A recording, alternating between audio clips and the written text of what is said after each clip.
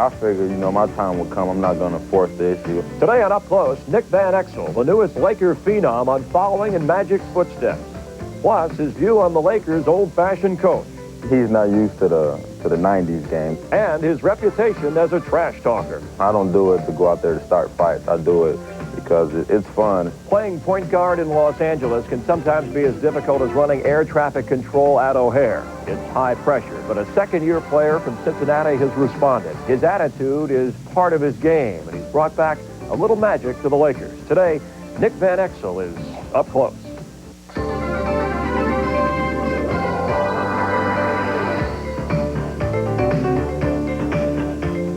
Yeah, welcome to our Greater Los Angeles studios. Nick, thanks for being with us. Thanks for having me. Appreciate you having some time in your schedule to work us in. Now, the Lakers, based on record, compared to last year, are the most improved team in the NBA this year. You're obviously part of that, and we'll talk about your individual game a little later in the show. But what are some of the other reasons that you point to for the Laker turnaround? First of all, we have a new coach, Dale Harris, kind of old-fashioned guy, but he comes in with a great knowledge of the game, and all the players respect him, and we've been doing what he asks us to do, and we've been winning some games, and with the addition of Cedric Ceballos and Eddie Jones, they've also helped, and everybody's just playing hard, playing together. Yeah, a young team that is maturing before our very eyes. When you say, Dell, kind of old-fashioned, what do you mean? He's not used to the 90s game. The 90s game is more, you know, get over there and you go one-on-one and let's see if you can stop him. He's more used to everybody moving around, everybody touching the ball, but, you know, he's getting the hang of it a little bit. I just said, does it take some selling on his part or some selling on your part, the player's part, for him to adjust to the 90s game? I think it's both, you know. He's so used to just everybody moving by, everybody touch the ball, but nowadays the athletes are so good, it's like just let them get the ball one-on-one and see if his man can stop him. But everybody's been working together, and we've been playing, you know, both ways. Yeah, and it's been successful for the most part, obviously, with the Laker turnaround. They lost 49 games last year.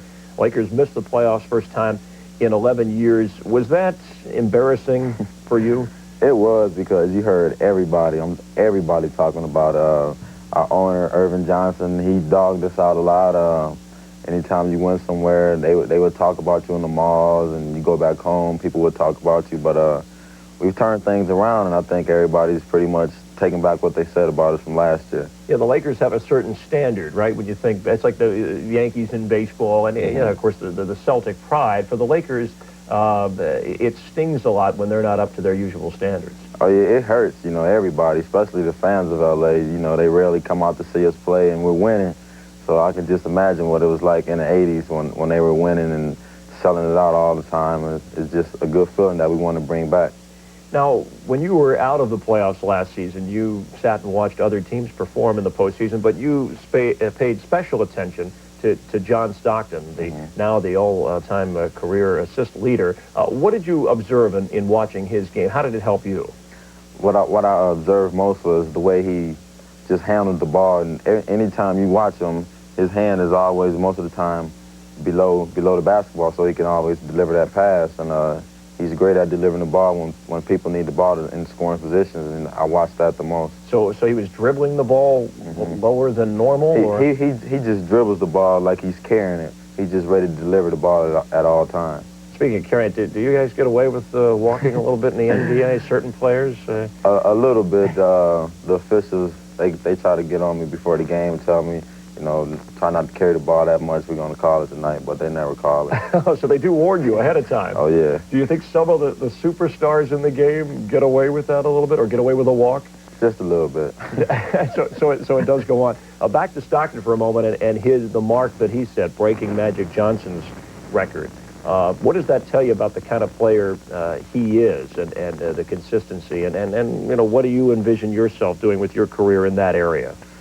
Stockton, by breaking Magic's record, I think is great, because he's so much smaller, and Magic was so much bigger. He was able to get mismatches, able to look over the other defenders, but Stockton is just, it's not like he penetrates and just dishes it off every time. It's like he's delivering the pass from 15 to 25 feet out, and it's right on the money all the time. And things that I want to do, like as an assist-wise, I like to break my man down, get around my defender, and try to dish it off for easy layups like that. It is an adjustment for a player knowing when to shoot, when to pass. Now, obviously you can score. There was a great moment this season, the last Laker regular season game at Boston Garden. Lakers trailing. You had the ball. You had a chance to win it, and you came through here. Oh, yeah, it was a clutch situation. I just wanted the ball in my hands. No matter where I got it, I was just going to get it up and try to get as close as I could to the basket, and it went in. And at the time, I really didn't think I had a good look at it, but as I saw all the tapes and everything, I did get a good look, but it just happened so fast. Is that a situation, and some people were critical of you last year as a rookie, that you wanted the ball too much, or that when your team was down, you tried to do too much on your own and really fell out of what is your best game? I did. You know, I was very young. I'm still young, but last year I was very young and inexperienced, and I had Sedell Threatt and Larry Drew, assistant coach. They've taught me a lot, and being able to be coached by Magic, that helped me those last 16 games. He's such a good, he would have been a good coach if he would have came in, you know, under a different situation. But, you know, you got to be strong out there and just be focused at all times, and, you know, then your game will come better. We'll talk more about Magic Johnson's influence on you and the team, and how the Lakers have turned things around as we continue with Nick Van Exel. He's up close. We'll be back to talk more hoops, and also maybe how superstars have gotten a little bit out of the team concept of the game. Don't go away.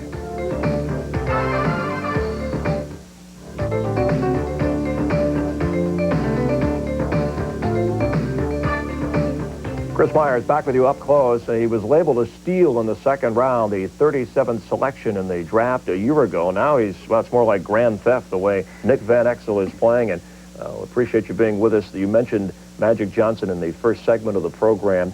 How much did you get to actually talk to him one-on-one, and how much did he actually take you out on the court and physically help you with some things that you're doing now? Well, in practices, he would always bring me to the side and say, you just got to stay focused and, you know, get other players involved more. Like, that's what he was saying last year, get the other players involved, because, you know, that's your job. And for this team to win and be successful, you're going to have to be a point guard. That means running the team on and off the court and just being the team leader. What was the difference, and what did he tell you about taking the shot or knowing when not to take the shot, you know? He would always tell me he wanted me to shoot the ball, but just shoot it, you know, in our offense. And, you know, when I'm going good, hit like 2 or 3 jumpers in a row, it's fine to come down and pull up for a 3 during that game. Do you feel like you should have been an all-star? Cedric Ceballos, the only Laker all-star named as a reserve, in fact, the first Laker in 3 years to make it. Not really. I figure, you know, my time will come. I'm not going to force the issue. I'm having a good season, but a lot of other players in the West are having good season also. The Western Conference, you have so many great guards out here, but I'm not disappointed. I know my time will come. I'm still young, so I'm going to just keep on playing right now. Do you think, and some people thought that maybe you weren't drafted in the first round, it was because of an attitude, a bad attitude, some people called it in your college days at the University of Cincinnati? Yeah, a lot of people said I had a bad attitude, but that was basically on the court because I'm so emotional. I'm always caught up into the game. I like just going out there and having fun, and, you know, for them to label me with an attitude, it's kind of bad because off the court I'm not like that. I'm a very quiet person, like to keep to myself. And a lot of people mistake it for the wrong thing. There was a situation this season with Del Harris and the Lakers. L.A. ended up losing by 46 points, worst Laker loss in history. It was a game in single digits at halftime, although the Lakers trailed, where you and some players have substantiated that you did get into a shouting match, or at least curse at Del Harris in that game, and didn't want to go into play in the second half. What happened there? What happened was, at halftime, Del Harris was talking about me and Cedric, and, you know, that's normal for a coach to go off on you. So it didn't bother me. So he was insulting or pointing to you guys as the reason you weren't... Not the reason, but he thought we weren't giving all our effort. And, you know, him and Cedric were talking a little bit, and I really didn't say much. And so we go back out in halftime, and I see Tony Smith. He pulls off his jersey, so I sit down because that happened a couple weeks earlier up in Golden State. So I sit down, and I'm not thinking I'm supposed to be in. And Tony's your backup normally. Yeah, he was the backup, and they're on the court, and by the time I realized I was supposed to be in, he never told me I was supposed to go in, though. So it was just miscommunication. I didn't think I was supposed to play, and he thought I didn't go in because he never told me to. So how did you clear the air? We had a meeting, well, it might have been that next day, and we talked, me, him, Jerry West, and Mitch Kupchak, and we talked, and we just straightened it out. Well, what was that like? And if you can take us in that discussion, was it heated, or was it just you tell me your side of the story, I'll tell you yours? It wasn't even about that. No sides were really told. It was just we had to move on, and it was just one game, and we had too many games left in the season. We can't let that get us down. So you feel better and felt better about things with the Lakers after that point? Oh yeah, I never had anything against Dale Harris, and I still don't. You know, I like him. He's my coach, and we got to get along. You talked about his style before being old-fashioned a little bit. Is some of that the shouting halftime rally speech? Is that part of his style? It's not part of his style at all. That's why I think everybody was pretty much surprised that night in Portland, and it kind of threw us off a little bit. Yeah, because he's brought really he's noted for being a fundamentalist in basketball. He's written some books about it and his teachings, and really has done an impressive job with this young team, as has Jerry West, in assembling the kinds of players. And I would think that the motivating players today is part of a coach's job, but at some point, sometimes players don't want to be pushed any further, and they respond negatively. Yeah, he pushes you a little bit, but I think most of our players can handle it. It's a couple that, you know, probably can't take the criticism that he gives you, but all in all, most of the players can. In a recent Sports Illustrated article, Phil Tucker wrote about a virus around the league with superstars not wanting to play or obey their coach. Have you seen the article? You familiar? Yeah, I've looked at it. With that? Well, what is your? He points out people like Derek Coleman and others who just don't. Even Vince Askew, who don't really respond to what their coaches tell them to do and have an attitude. What do you think when you look around the league? It's kind of hard when you know, I don't know about Vincent's decision, but with Derek Coleman, you know, his team isn't winning. He's an all-star almost every year, and he has a lot of talent. And all he's really saying is that he wants some more talent, you know, surrounded with him so he can help the franchise win some games. But do you sense, even as someone who plays the sport or as an observer, that maybe some players, like a Chris Webber, have more control because of the money they command and the people they bring in at the gate than the coach? Yeah, they do, but, you know, it's the coach's job to get everybody to play hard, you know, get everybody on the same page, and you can't knock them for them trying to do that. And some of the players, you know, like myself, I get upset sometimes, but you got to play through it because it's not going to help your team.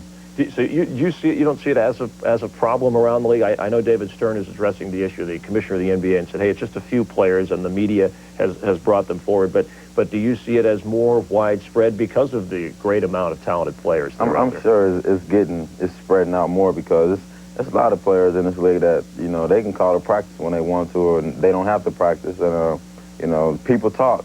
And a lot of other players find out about it, and, you know, they feel that they can do it also. You've never said, hey, I don't want to practice yet. No. I think you might have another little meeting if that came up. All right, we're going to talk about the attitude change of Nick Van Exel, and also how animated he is on the court while playing, how that charges up his game when taking on opponents. Up Close continues from Los Angeles with Laker point guard Nick Van Exel in a moment. Music Express, voted #1 by the National Limousine Association, has offices in Los Angeles and the East Coast. Music Express can handle your corporate needs anywhere in the U.S. and worldwide.